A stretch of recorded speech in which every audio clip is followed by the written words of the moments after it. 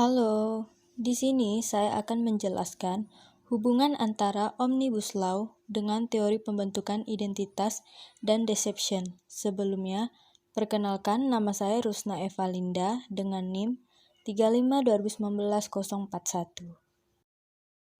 Pengesahan rancangan Undang-Undang Omnibus Law Cipta Kerja jadi sorotan banyak orang. Meskipun sudah disahkan, rancangan Undang-Undang Omnibus Law harus melewati serangkaian proses untuk benar-benar menjadi undang-undang.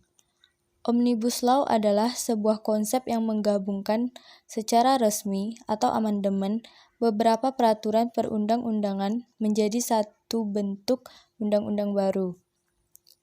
Ini dilakukan untuk mengatasi tumpang tindih regulasi dan memangkas masalah dalam birokrasi yang dinilai menghambat pelaksanaan dari kebijakan yang diperlukan. Konsep Omnibus Law atau juga dikenal dengan Omnibus Bill sendiri umumnya digunakan di negara yang menganut sistem common law, seperti Amerika Serikat dalam membuat regulasi. Dengan adanya Undang-Undang Omnibus Law Cipta Kerja ini, maka Undang-Undang Nomor 13 Tahun 2003 tentang Ketenagakerjaan atau Undang-Undang Ketenagakerjaan tidak berlaku lagi.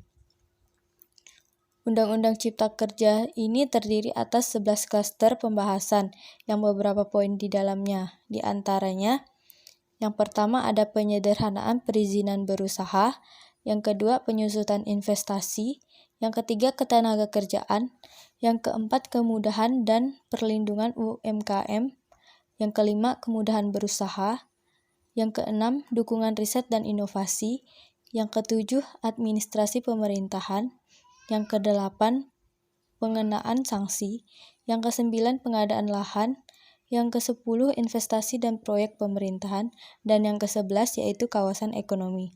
Dari 11 klaster seperti yang disebut di atas, maka ada ratusan pasal dalam Undang-Undang Omnibus Law Cipta Kerja ini.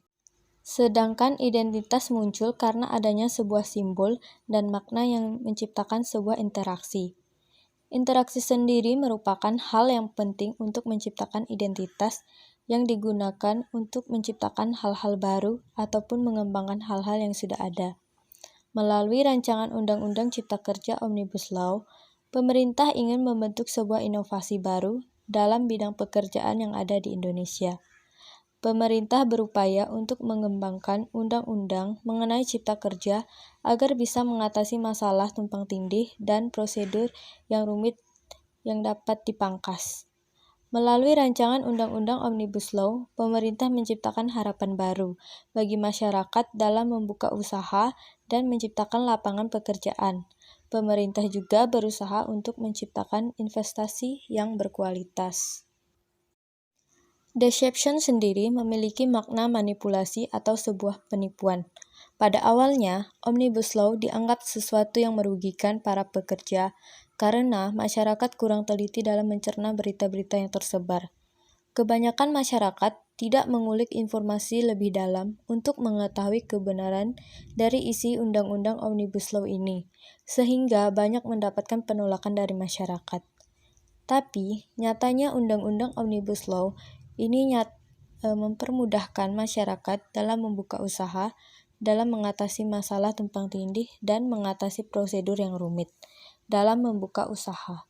Karena kekurangan budaya membaca, menyebabkan banyak orang mencari berita dan hanya membaca judulnya saja, dan menyebarkan ke media sosial yang menyebabkan banyak orang termanipulasi akan berita-berita tersebut.